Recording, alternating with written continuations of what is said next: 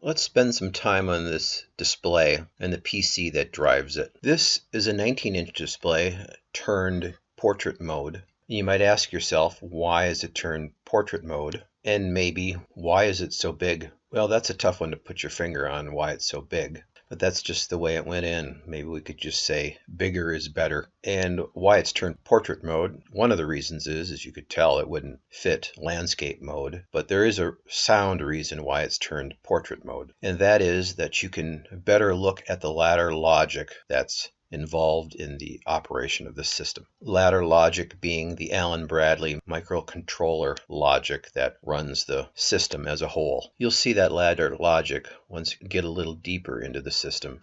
But for now, we'll just stick with the overview. Some basics around the PC and the display. As you can see right here, we'll zoom in. It's an ELO display. I don't know what quite model number this is, but ELO is pretty much a standard in the industry for open frame touchscreen displays. The actual touch portion of it is driven by this USB cable right here. It goes back into the PC itself. The video is your standard VGA. It's a 3-foot cable that's coiled around here, but it comes back into the PC with a micro HDMI connection. So down here there's an adapter that adapts it to, let's see, it's this little black box right here that adapts it to micro HDMI. And then these other USB connections are, well, this one right here is actually for the keyboard. It's a little short connection that goes out to a USB keyboard receiver. Here's a little bit bigger picture of the whole assembly, but it goes to this little USB keyboard receiver here. It's out in the open here because I'm having a little bit trouble with reception when the door is closed. If I have it plugged right into the USB port, it doesn't want to connect real well because of the obstacles that are in the way, the metal structure of the VGA and of the door itself. And then we've got this USB stick in here, which is just used to back up files occasionally. One of the items that's hard to pick out in here, even if I zoom in, is the Cat5 cable. It is Cat5 network cable that actually goes to the switch, the Ethernet switch right here, which really ends up going to this Allen Bradley controller, which actually gives the information to the PC itself. And the last cable is this white one right here. Again, another USB cable, and that goes out to a Wi-Fi transmitter and receiver that's outside the cabinet itself. And here it is right here, the cable coming out of the cabinet, and it goes up, and you can't see it, but it's antennas, we'll call them, are just above the top of this cabinet. On the back side, it's velcroed to the back side of the cabinet. Now, this computer's operating system is Microsoft Windows 10. Windows 10, the professional version. The PC itself has an i5 processor with 128 gig solid-state drive and 8 gig of RAM. From a user standpoint, this is the screen that you usually do your user interface with. But from a technical standpoint, there are several other programs that make this system work. The actual user interface or the program itself is written in Microsoft Visual Studio's Visual Basic. Visual Basic is the program that interfaces the Allen Bradley controller, retrieves all this data right here. Now if we zoom in here a little bit on the display, we'll bring it down. There are several values here that within these two columns here that get data from the Allen Bradley controller, but then some of them are actually calculated by the data that you receive. So this one here, output capacity in pounds per hour, that's actually calculated by this flow meter GPM. So this is live data from a device, and it calculates the pounds per hour. Pump motor frequency is actually calculated by the 0 to 10 volt signal that is sent to the VFD itself. Inlet water pressure, that is a live signal, as is bypass water temperature. This pump run hours and this pump run hours here and pump run hours remaining, those are calculated also. Actually, those are values programmed into the program itself, and it's just a timer that times down. As this run hours increases to 1, this run hours remaining will decrease 1. Outlet water pressure is actually a live signal. pump motor RPM is a calculated signal, and that's calculated along with the pump motor frequency, which again is derived from the 0 to 10 volt signal that goes to the variable frequency drive itself.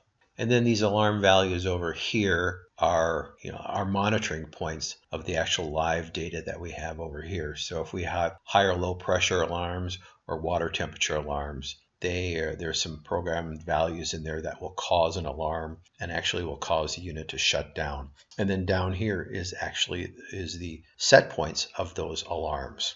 You can see that the high output pressure alarm is at 1100, low output pressure alarm is at 400, low input pressure 15 psi, and then bypass water temperature is at 100. If it reaches 100, it'll go into alarm. And then there are a couple other adjustments down here, stage read time delay, and this is actually adjusts the pump or the runtime hours up here. And many of these settings down here do need a password in order to change them.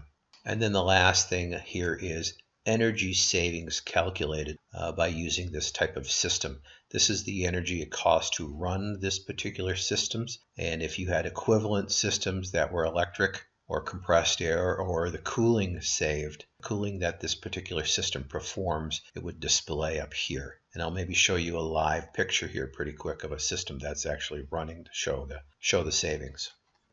Now, as long as I mentioned it, here's the live system. As you can see, this JCI Johnson demand control says it's 44.7%, almost 45%. And this humidification stages dictates that, where it says 40% and 10%. So it's in the 50% range. This is a 750 pound per hour system, and right now it's putting out a little over half a gallon a minute, and that equates to 280 some odd pounds per hour, 285 pounds per hour. And then here's the energy savings.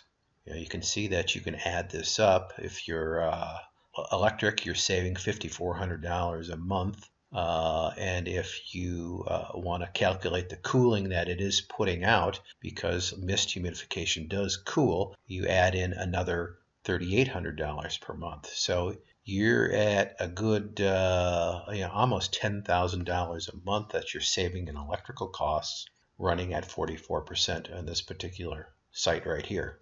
Now you don't add this one in because this is just another example if you're running compressed air for humidification, compressed air type humidifier, or if you're using natural gas to create steam to provide humidification.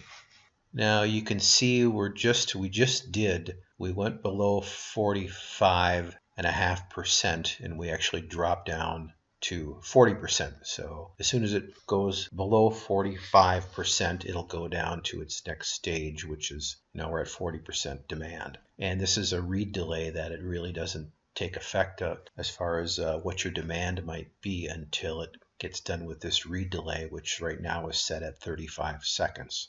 And you can see we've dropped down to 4.9 GPM, and we've dropped a little bit as far as our energy saving is concerned. Bypass water temperature, 77 degrees. Pump run hours, this means we have run 4,400 hours on this particular pump, and we've got 3,500 hours before the pump should be inspected again. Outlet water pressure, 675 pounds. Inlet water, 31 pounds. Now, as long as we're in a live system, I can demonstrate these alarm set points. So right here, if you click on this 1100 and you enter the password, you get a setting where you can change this. It says right here that you can have a value between 600 and 1300 psi. If you set between 600 and 900 psi, you'll probably cause an alarm. And yes, if we set this at 600 psi, it would go into an alarm. And that's one of the ways that we actually do testing on alarms to make sure that they're working properly. So I'm going to change this to 1150, hit OK. Value was successfully changed. And if you look up here, it was changed to 1150 psi. So that's where the alarm would